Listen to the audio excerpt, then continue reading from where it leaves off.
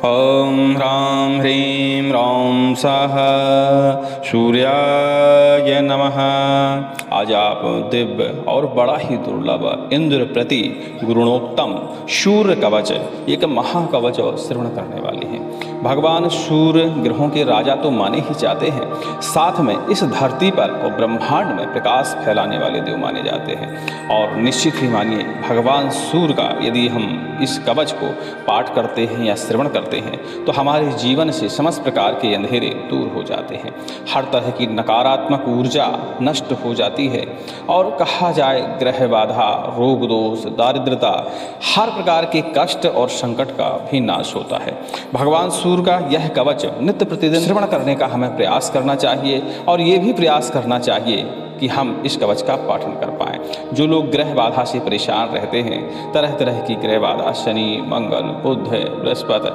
हर तरह की ग्रह बाधा को सूर्य कवच शांत करने में सक्षम कवच माना जाता है। इसके अलावा इस कवच का जो व्यक्ति नित्य प्रतिदिन पाठ करता है या श्रवण करता है वो शत्रुओं पर विजय प्राप्त करता है, क्योंकि भगवान सूर्य के इस कवच से हमारे शरीर की, घर की, परिवार की हर दिशा से और हर कोण से आने वाले खतरे से हमारी रक्षा होती है। खासकर नकारात्मक शक्तियों से इस कवच के द्वारा हमारी पूर्ण सुरक्षा होती है। चलिए श्रवण करते हैं इंद्र प्रति गुरुणोक्तम महाशूर कवच और भगवान सूर्य की कृपा प्राप्त करते हैं। ओम इंद्रम प्रति गुरुणोक्तम सूर्य कवचम बृहस्पतिरुवाच इंद्र शृणु प्रवक्ष्यामि कवचम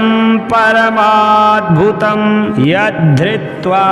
मुनयः पूता जीवन्मुक्ताश्च भारते कवचम बिभ्रतो व्याधिर्नयाति सन्निधिं धिया यथा दृष्ट्वा वैनतेयं पलायन्ते भुजङ्गमाः शुद्धाय गुरुभक्ताय स्वशिष्याय प्रकाशये खलाय परशिष्याय दत्त्वा मृत्युमवाप्नुयात् जगाद्विलक्षणस्यास्य कवचस्य प्रजापतिः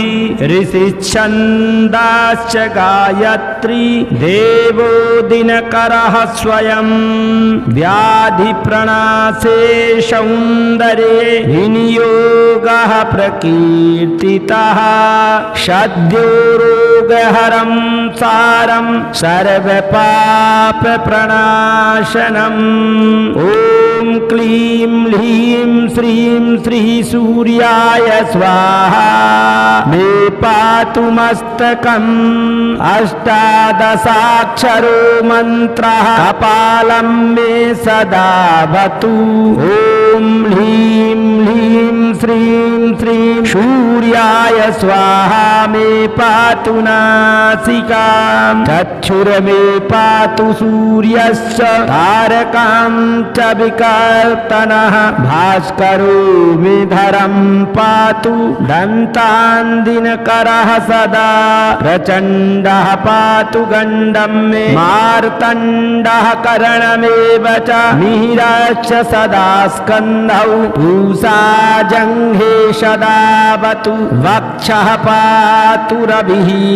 सस्व नाभिं सूर्यः स्वयं सदा कङ्कालं मे सदा पातु सर्वदेव नमस्कृतः करौ पातु सदा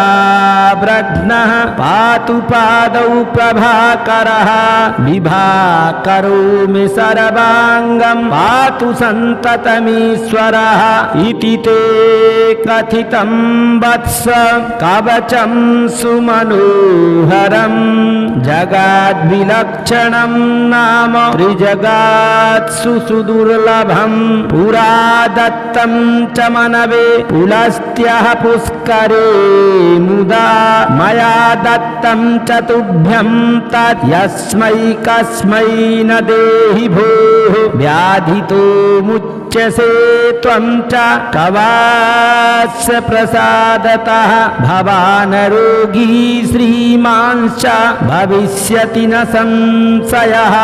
लक्षवर्षहविष्येण यत्फलं लभते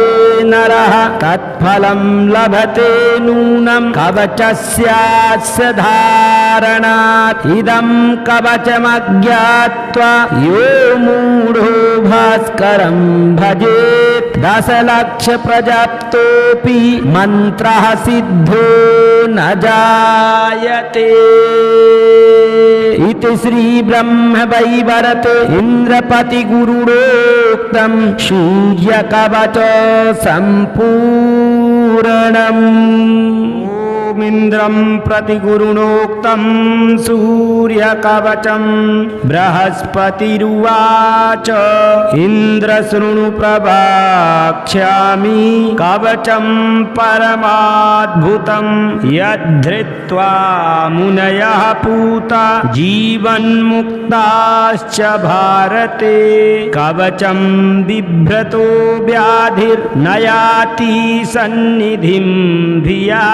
यथा दृष्ट्वा वैनतेयं पलायन्ते भुजङ्गमाः शुद्धाय गुरुभक्ताय स्वशिष्याय प्रकाशये खलाय परशिष्याय दत्त्वा मृत्युमवाप्नुयात् जगाद्विलक्षणस्यास्य कवचस्य प्रजापतिः ऋषिच्छन्दाश्च गायत्री देवो दिनकरः स्वयं व्याधिप्रणाशे सौन्दर्ये विनियोगः प्रकीर्तितः सद्यो रोगहरं सारं सर्वपापप्रणाशनम्। ॐ क्लीं ह्लीं श्रीं श्री सूर्याय स्वाहा मे पातु मस्तकम् अष्टादशाक्षरो मन्त्रः कपालं मे सदा वतु। ॐ ह्लीं ह्लीं श्रीं श्रीं सूर्याय स्वाहा मे पातु नासिकां चक्षुर्मे पातु सूर्यस्य तारकां च विकर्तनः भास्करो मे धरं पातु दन्तान् दिनकरः सदा प्रचण्डः पातु गण्डं मे मार्तण्डः करणमेव च मिहिरश्च सदा स्कन्धौ पूषा जङ्घे सदावतु वक्षः पातु रविः सत्स्व नाभिं सूर्यः स्वयं सदा कङ्कालं मे सदा पातु सर्वदेव नमस्कृतः करौ पातु सदा व्रघ्नः पातु पादौ प्रभाकरः विभाकरो मे सर्वाङ्गं पातु सन्ततमीश्वरः इति ते कथितं वत्स कवचं सुमनोहरं जगाद्विलक्षणं नाम त्रिजगात्सु सुदुर्लभं पुरा दत्तं च मनवे पुलस्त्यः पुष्करे मुदा मया दत्तं च तुभ्यं तत् यस्मै कस्मै न देहि भोः व्याधितो मुच्यसे त्वं च कवास्य प्रसादतः भवान् रोगी श्रीमांश्च भविष्यति न संशयः लक्षवर्षहविष्येण यत्फलं लभते नरः तत्फलं लभते नूनं कवचस्यास्य धारणात् इदं कवचमज्ञात्वा यो मूढो भास्करं भजेत् दशलक्ष प्रजाप्तोऽपि मन्त्रः सिद्धो न जायते। इति श्री ब्रह्म वैवर्ते इंद्रपति गुरुडोक्तं सूर्यकवच सम्पूर्णम्। ओमिन्द्रं प्रतिगुरुणोक्तं सूर्यकवचं बृहस्पतिरुवाच इन्द्र शृणु प्रवक्ष्यामि कवचं परमाद्भुतं यद्धृत्वा मुनयः पूता जीवन्मुक्ताश्च भारते कवचं बिभ्रतो व्याधिर्नयाति सन्निधिं धिया यथा दृष्ट्वा वैनतेयं पलायन्ते भुजङ्गमाः शुद्धाय गुरुभक्ताय स्वशिष्याय प्रकाशये खलाय परशिष्याय दत्त्वा मृत्युमवाप्नुयात् जगाद्विलक्षणस्यास्य कवचस्य प्रजापतिः ऋषिच्छन्दाश्च गायत्री देवो दिनकरः स्वयं व्याधिप्रणाशे सौन्दर्ये विनियोगः प्रकीर्तितः सद्यो रोगहरं सारं सर्वपापप्रणाशनम् ॐ क्लीं ह्रीं श्रीं श्रीसूर्याय स्वाहा मे पातु मस्तकम् अष्टादशाक्षरो मन्त्रः कपालं मे सदावतु ॐ ह्रीं ह्रीं श्रीं श्रीं सूर्याय स्वाहा मे पातु नासिकां चक्षुर्मे पातु सूर्यस्य तारकां च विकर्तनः भास्करो मे धरं पातु दन्तान् दिनकरः सदा प्रचण्डः पातु गण्डं मे मार्तण्डः करणमेव च मिहिरश्च सदा स्कन्धौ पूषा जङ्घे सदावतु वक्षः पातु रविः सस्वा नाभिं सूर्यः स्वयं सदा कङ्कालं मे सदा पातु सर्वदेव नमस्कृतः करौ पातु सदा व्रघ्नः पातु पादौ प्रभाकरः विभाकरो मे सर्वाङ्गं पातु सन्ततमीश्वरः इति ते कथितं वत्स कवचं सुमनोहरं जगाद्विलक्षणं नाम त्रिजगात्सु सुदुर्लभं पुरा दत्तं च मनवे पुलस्त्यः पुष्करे मुदा मया दत्तं च तुभ्यं तत् यस्मै कस्मै न देहि भोः व्याधितो मुच्यसे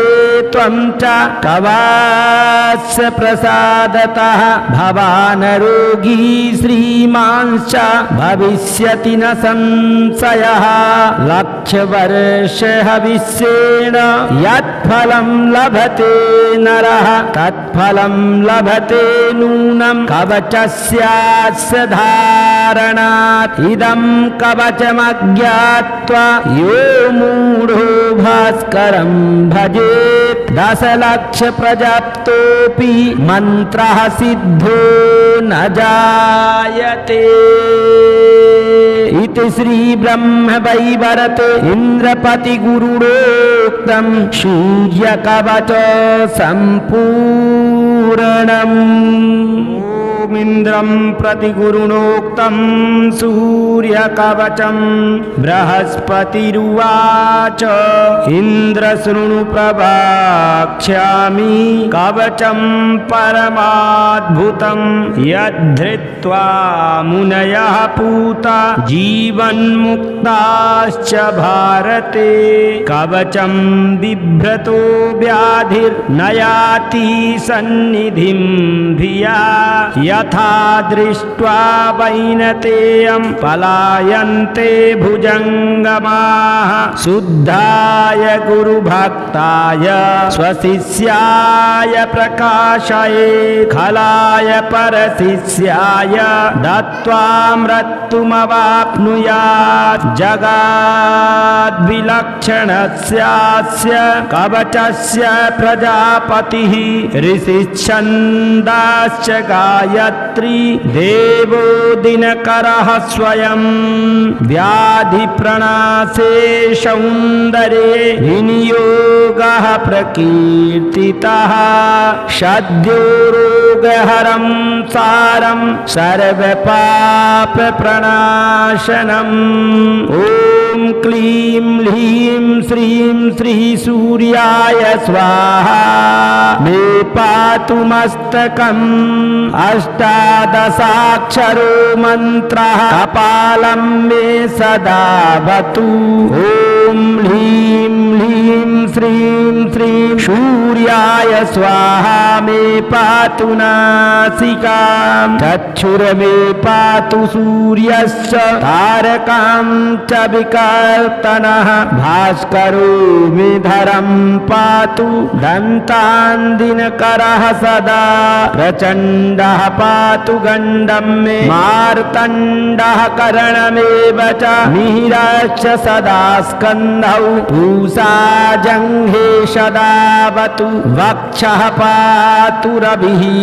सस्व नाभिं सूर्यः स्वयं सदा कङ्कालं मे सदा पातु सर्वदेव नमस्कृतः करौ पातु सदा व्रघ्नः पातु पादौ प्रभाकरः विभाकरो मे सर्वाङ्गं पातु सन्ततमीश्वरः इति ते कथितं वत्स कवचं सुमनोहरं जगाद्विलक्षणं नाम त्रिजगात्सु सुदुर्लभं पुरा दत्तं च मनवे पुलस्त्यः पुष्करे मुदा मया दत्तं च तुभ्यं तत् यस्मै कस्मै न देहि भोः व्याधितो मुच्यसे त्वं च कवास्य प्रसादतः भवान् रोगी श्रीमांश्च भविष्यति न संशयः लक्षवर्षहविष्येण यत्फलं लभते नरः तत्फलं लभते नूनं कवचस्यास्य धारणात् इदं कवचमज्ञात्वा यो मूढो भास्करं भजेत् दशलक्षप्रजाप्तोऽपि मन्त्रः सिद्धो न जायते इति श्रीब्रह्मवैवर्त इन्द्रपतिगुरुणोक्तं सूर्यकवच सम्पूर्णम् इन्द्रं प्रति गुरुणोक्तं सूर्यकवचं बृहस्पतिरुवाच इन्द्र शृणु प्रवक्ष्यामि कवचं परमाद्भुतं यद्धृत्वा मुनयः पूता जीवन्मुक्ताश्च भारते कवचं बिभ्रतो व्याधिर्नयाति सन्निधिं धिया यथा दृष्ट्वा वैनतेयं पलायन्ते भुजङ्गमाः शुद्धाय गुरुभक्ताय स्वशिष्याय प्रकाशये खलाय परशिष्याय दत्त्वा मृत्युमवाप्नुयात् जगाद्विलक्षणस्यास्य कवचस्य प्रजापतिः ऋषिच्छन्दाश्च गायत्री देवो दिनकरः स्वयं व्याधिप्रणाशे सौन्दर्ये विनियोगः प्रकीर्तितः सद्यो रोगहरं सारं सर्वपापप्रणाशनम् ॐ क्लीं ह्रीं श्रीं श्री सूर्याय स्वाहा मे पातु मस्तकम् अष्टादशाक्षरो मन्त्रः कपालं मे सदा वतु ॐ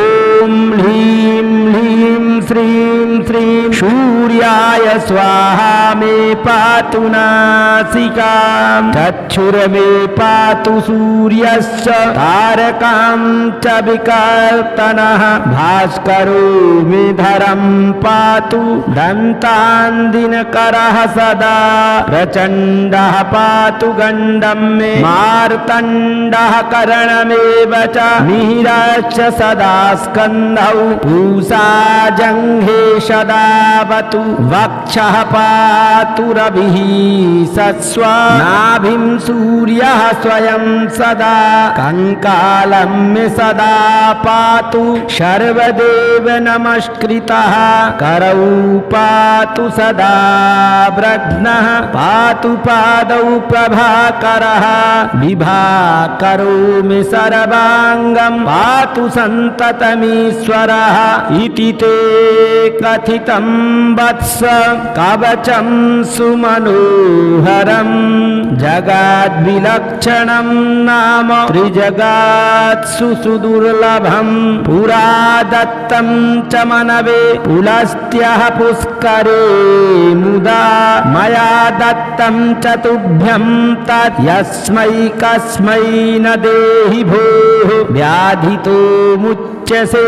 त्वं च कवास्य प्रसादतः भवान् रोगी श्रीमांश्च भविष्यति न संशयः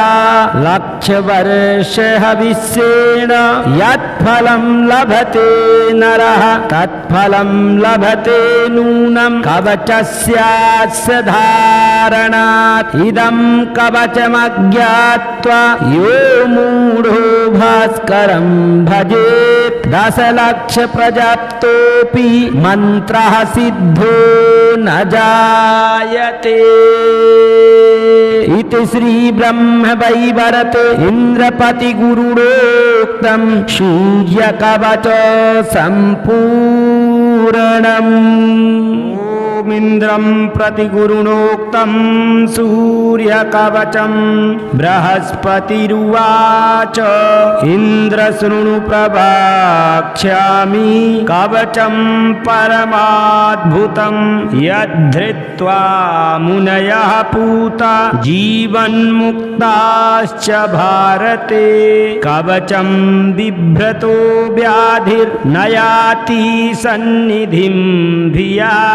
यथा दृष्ट्वा वैनतेयं पलायन्ते भुजङ्गमाः शुद्धाय गुरुभक्ताय स्वशिष्याय प्रकाशये खलाय परशिष्याय दत्त्वा मृत्युमवाप्नुयात् जगाद्विलक्षणस्यास्य कवचस्य प्रजापतिः ऋषिच्छन्दाश्च गायत्री देवो दिनकरः स्वयं व्याधिप्रणाशे सौन्दर्ये विनियोगः प्रकीर्तितः सद्यो रोगहरं सारं सर्वपापप्रणाशनम् ॐ क्लीं ह्रीं श्रीं श्री सूर्याय स्वाहा मे पातु मस्तकम् अष्टादशाक्षरो मन्त्रः कपालं मे सदा भवतु ॐ ह्रीं ह्रीं श्रीं श्रीं सूर्याय स्वाहा मे पातु नासिकां चक्षुर्मे पातु सूर्यस्य तारकां च विकर्तनः भास्करो मे धरं पातु दन्तान् दिनकरः सदा प्रचण्डः पातु गण्डं मे मार्तण्डः करणमेव च मिहिरश्च सदा स्कन्धौ पूषा जङ्घे सदावतु वक्षः पातु रविः सस्व नाभिं सूर्यः स्वयं सदा कङ्कालं मे सदा पातु सर्वदेव नमस्कृतः करौ पातु सदा व्रघ्नः पातु पादौ प्रभाकरः विभाकरो मे सर्वाङ्गं पातु सन्ततमीश्वरः इति ते कथितं वत्स कवचं सुमनोहरं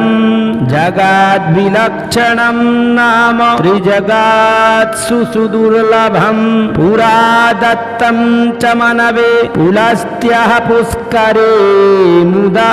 मया दत्तं च तुभ्यं तत् यस्मै कस्मै न देहि भोः व्याधितो मुच्यसे त्वं च कवास्य प्रसादतः भवान् रोगी श्रीमांश्च भविष्यति न संशयः लक्षवर्षहविष्येण यत्फलं लभते नरः तत्फलं लभते नूनं कवचस्यास्य धारणात् इदं कवचमज्ञात्वा यो मूढो भास्करं भजेत् दशलक्षप्रजप्तोऽपि मन्त्रः सिद्धो न जायते। इति श्री ब्रह्मवैवर्ते इन्द्रपतिगुरुणोक्तं सूर्यकवच सम्पूर्णम्। इन्द्रं प्रति गुरुणोक्तं सूर्यकवचं बृहस्पतिरुवाच इन्द्र शृणु प्रवक्ष्यामि कवचं परमाद्भुतं यद्धृत्वा मुनयः पूता जीवन्मुक्ताश्च भारते कवचं बिभ्रतो व्याधिर्न याति सन्निधिं धिया यथा दृष्ट्वा वैनतेयं पलायन्ते भुजङ्गमाः शुद्धाय गुरुभक्ताय स्वशिष्याय प्रकाशये खलाय परशिष्याय दत्त्वा मृत्युमवाप्नुयात् जगाद्विलक्षणस्यास्य कवचस्य प्रजापतिः ऋषिच्छन्दाश्च गायत्री देवो दिनकरः स्वयं व्याधिप्रणाशे सौन्दर्ये विनियोगः प्रकीर्तितः सद्यो रोगहरं सारं सर्वपापप्रणाशनम्। ॐ क्लीं ह्रीं श्रीं श्री सूर्याय स्वाहा मे पातु मस्तकम् अष्टादशाक्षरो मन्त्रः कपालं मे सदा वतु। ॐ ह्रीं ह्रीं श्रीं श्रीं सूर्याय स्वाहा मे पातु नासिकां चक्षुर्मे पातु सूर्यश्च तारकां च विकर्तनः भास्करो मे धरं पातु दन्तान् दिनकरः सदा प्रचण्डः पातु गण्डं मे मार्तण्डः करणमेव च मिहिरश्च सदा स्कन्धौ पूषा जङ्घे सदावतु वक्षः पातु रविः सस्वा नाभिं सूर्यः स्वयं सदा कङ्कालं मे सदा पातु सर्वदेव नमस्कृतः करौ पातु सदा ब्रध्नः पातु पादौ प्रभाकरः विभाकरो मे सर्वाङ्गं पातु सन्ततमीश्वरः इति ते कथितं वत्स कवचं सुमनोहरं जगाद्विलक्षणं नाम त्रिजगात्सु सुदुर्लभं पुरा दत्तं च मनवे पुलस्त्यः पुष्करे मुदा मया दत्तं च तुभ्यं तत् यस्मै कस्मै न देहि भोः व्याधितो मुच्यसे त्वं च कवास्य प्रसादतः भवान् रोगी श्रीमांश्च भविष्यति न संशयः लक्षवर्षहविष्येण यत्फलं लभते नरः तत्फलं लभते नूनं कवचस्यास्य धारणात् इदं कवचमज्ञात्वा यो मूढो भास्करं भजेत् दशलक्ष प्रजाप्तोऽपि मन्त्रः सिद्धो न जायते। इति श्री ब्रह्म वैवर्ते इंद्रपति गुरुणोक्तं सूर्यकवच सम्पूर्णम्। इन्द्रं प्रति गुरुणोक्तं सूर्यकवचं बृहस्पतिरुवाच इन्द्र शृणु प्रवक्ष्यामि कवचं परमाद्भुतं यद्धृत्वा मुनयः पूता जीवन्मुक्ताश्च भारते। कवचं बिभ्रतो व्याधिर्नयाति सन्निधिं धिया यथा दृष्ट्वा वैनतेयं पलायन्ते भुजङ्गमाः। शुद्धाय गुरुभक्ताय स्वशिष्याय प्रकाशये खलाय परशिष्याय दत्त्वा मृत्युमवाप्नुयात्। जगाद्विलक्षणस्यास्य कवचस्य प्रजापतिः ऋषिच्छन्दाश्च गायत्री देवो दिनकरः स्वयं। व्याधिप्रणाशे सौन्दर्ये विनियोगः प्रकीर्तितः सद्यो रोगहरं सारं सर्वपापप्रणाशनम्। ॐ क्लीं ह्रीं श्रीं श्री सूर्याय स्वाहा। मे पातु मस्तकम् अष्टादशाक्षरो मन्त्रः कपालं मे सदा वतु। ॐ ह्रीं ह्रीं श्रीं श्रीं सूर्याय स्वाहा। मे पातु नासिकां चक्षुर्मे पातु सूर्यश्च तारकां च विकर्तनः। भास्करो मे धरं पातु दन्तान् दिनकरः सदा। प्रचण्डः पातु गण्डं मे मार्तण्डः करणमेव च। मिहिरश्च सदा स्कन्धौ पूषा जङ्घे सदावतु। वक्षः पातु रविः सस्व नाभिं सूर्यः स्वयं सदा। कङ्कालं मे सदा पातु सर्वदेव नमस्कृतः। करौ पातु सदा व्रघ्नः पातु पादौ प्रभाकरः।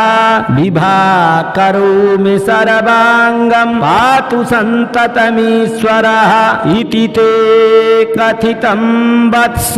कवचं सुमनोहरं। जगाद्विलक्षणं नाम त्रिजगात्सु सुदुर्लभं। पुरा दत्तं च मनवे पुलस्त्यः पुष्करे मुदा। मया दत्तं च तुभ्यं तत् यस्मै कस्मै न देहि भोः। व्याधितो मुच्यसे त्वं च कवास्य प्रसादतः। भवान् रोगी श्रीमांश्च भविष्यति न संशयः। लक्षवर्ष हविष्येण यत्फलं लभते नरः तत्फलं लभते नूनं कवचस्यास्य धारणात्। इदं कवचमज्ञात्वा यो मूढो भास्करं भजेत्। दशलक्ष प्रजाप्तोऽपि मन्त्रः सिद्धो न जायते। इति श्री ब्रह्म वैवर्ते इंद्रपति गुरुणोक्तं सूर्यकवच सम्पूर्णम्।